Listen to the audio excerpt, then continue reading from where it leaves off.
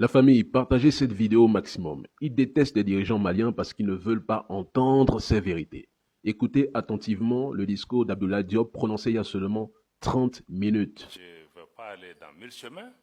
Nous-mêmes, au Mali, après le coup d'État, on a été approché par un pays dont je vais taire le nom ici, mais si on insiste, je peux le dire aussi, je n'ai pas peur, pour nous dire, écoutez, de combien de mois de transition vous avez besoin pour qu'on dise à la CEDEAO de vous foutre la paix? Avez-vous suivi? Selon vous, c'est qui? Non, continuons, c'est très intéressant. Contre une orientation qu'on nous voulait, qu'on n'a pas voulu prise, qu'on n'a pas voulu prendre, jusqu'à présent, on est en train de payer le prix. L'Afrique a délégué sa responsabilité aux Nations Unies, qui a des limites institutionnelles pour nous aider. Et on n'est pas venu. Comment vous pensez que les populations maliennes, 10 ans, ont été tuées, massacrées par dizaines, par centaines, par milliers? On ne voit personne. Et subitement, il y a un chef d'État qui est entre les mains des gens, on trouve les moyens.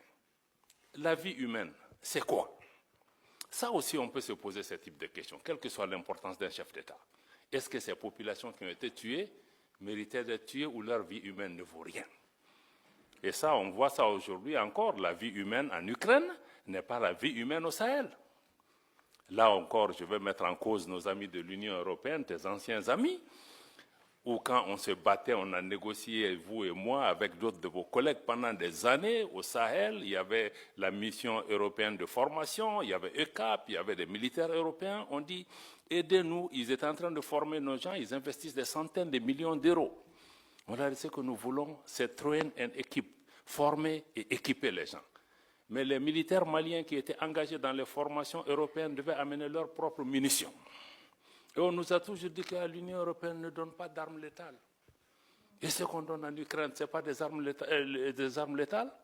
Est-ce que la vie d'un Ukrainien vaut mieux que la vie d'un Sahélien? Deux poids, deux mesures. Subitement, il y a la guerre en Ukraine, subitement, les armes létales sont autorisées.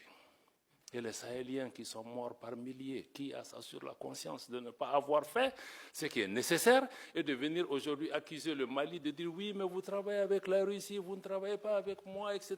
Vous me tournez le dos. Quelqu'un a posé la question, ancien partenaire, nouveau partenaire. Ça, je vais vous répondre, madame. Parce que les gens ont l'habitude d'utiliser ça, oui, pourquoi laisser un ancien maître pour un nouveau? Mais ça, je crois qu'il faut même sortir de la décolonisation mentale, parce que la Russie n'a colonisé aucun pays.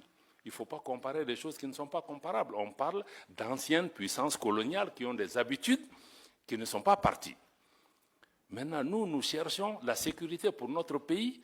On va là où on trouve, puisque les Européens vous dites que vous ne donnez pas d'armes létales. Le Mali, c'est qu'on a avec la Russie, ce n'est pas des prêts, ce n'est pas des dons, on achète. Ils nous vendent. On est parti avec les Européens, avec les Américains, on dit qu'on achète, ils disent qu'ils ne vendent pas. Mais vous voulez que je lutte contre Al-Qaïda, l'État islamique, avec des bâtons?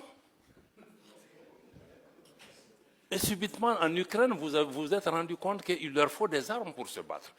Donc je pense que quand on fait ce genre de comparaison aussi, il faut qu'on se dise, non, nous on n'est pas dans ça. Avec chaque partenaire, on cherche ceux qui peuvent résoudre pour le moment donné. Si c'est la Russie qui peut m'aider sur le plan militaire, je ferai. Si demain, c'est les Américains qui font mon affaire sur le plan économique, je ferai. Si c'est demain les Turcs qui peuvent... Donc moi je pense qu'il faut que les gens comprennent que nous sommes dans ce schéma. Parce que quand le Mali a voulu choisir, on nous a dit que non, vous ne pouvez pas choisir. On dit aux gens, non, tu viens dans ma maison, mais tu me dis que moi, je vais dormir dans telle chambre, tu chasses ta femme et ton voisin ne viendra pas chez toi. On était dans ce type de situation. Quelqu'un dit oui, la souveraineté, on en a parlé pendant des années.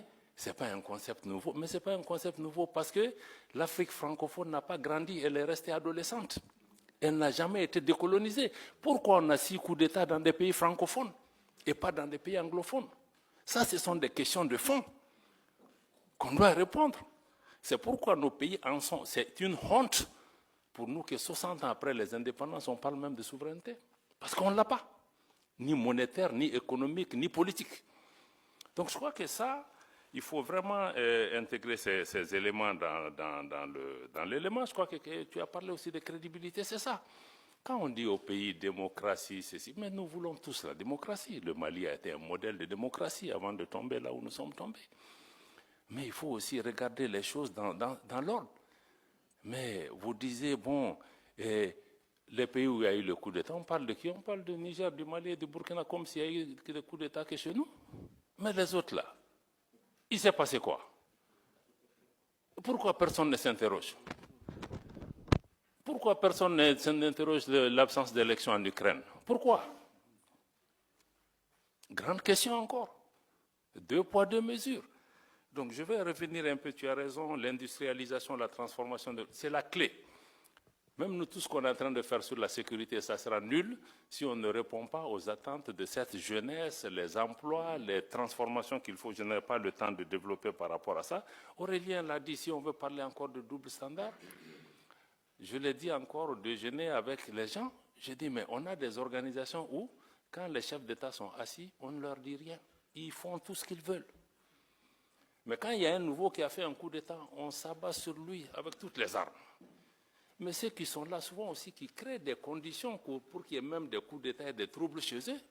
Mais il faut que les chefs d'État qui sont en face de leur père aient le courage souvent de leur parler, parce qu'on ferme les yeux jusqu'à ce qu'un militaire vienne tomber dans la sauce, et puis on se réveille subitement.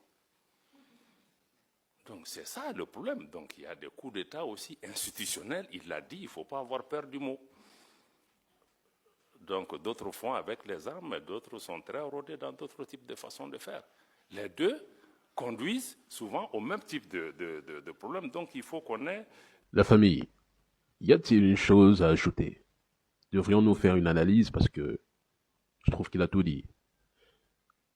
La vérité, très souvent, ça blesse, mais à un moment donné, il faut l'accepter.